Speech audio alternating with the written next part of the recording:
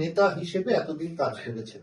শ্রমিক নেতা মানে আপনি হলদিয়া শিল্পাঞ্চলের শ্রমিকদের সাথে আপনার একটা নিবিড় যোগাযোগ তৈরি করার চেষ্টা করেছেন বিগত দিনগুলোতে। সেই শ্রমিকরা কি আপনার পাশে এসে দাঁড়াবে বলে মনে হয়? আজকে শুধু হলদিয়ার শ্রমিক নয়, হলদিয়ার সাধারণ মানুষও আমার পাশে দাঁড়াবে। আজকে চিন্তা করুন, এই যে শ্রমিক অসন্তোষ, প্রতিটা কারখানার গেটে গেটে গন্ডগোল, প্রতি কারখানার গেটে গেটে এই যে কোর কমিটি হয়েছে, এটা তো কোর কমিটি না, আমি মনে করি এটা চোর কমিটি। এই কমিটি কে কতটা বেশি তোলা তুলতে পারে, সেই তোলা তুলে যতটা কে বেশি টাকা কলকাতায় পৌঁছাতে পারে, এই যে এদের মধ্যে কম্পিটিশন, এই কম্পিটিশনের ফলে হলদিয়ার শ্রমিক শ্রেণী দিশাহারা।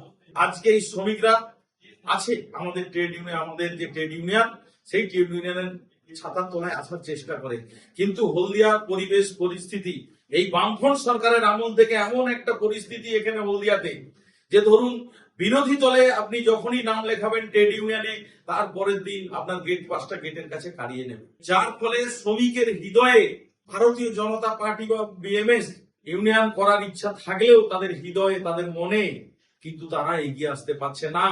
তার একটাই কারণ, সরকারে আছে, পুলিশ তাদের ঘরে গেট পাসটা কাড়িয়ে নেবে, সেই জন্য তারা সাহস করে বেরিয়ে আসতে পারছে না।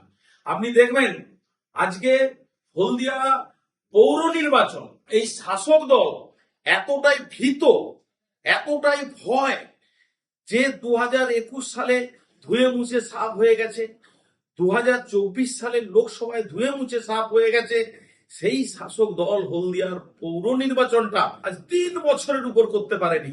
আপনারা তৃণমূল কংগ্রেসকে প্রশ্ন করুন, আপনারা মানুষের কাছে ভোট চাইতে যাচ্ছেন যে আমাদেরকে ভোট দিন, মানুষ তো আগে আপনাদের কাছে আঙুল তুলবে যে কেন 3 বছর পৌর নির্বাচন হয়নি, কেন পৌরবাসী ট্যাক্স দিচ্ছে, পৌর পরিষেবা কেন পাচ্ছে না, তার কৈফিয়ত আগে ভারতীয় জনতা পার্টি কর্মীরা চাইবে, হলদিয়াবাসী চাইবে, হলদিয়ার শ্রমিক শ্রেণী চাইবে।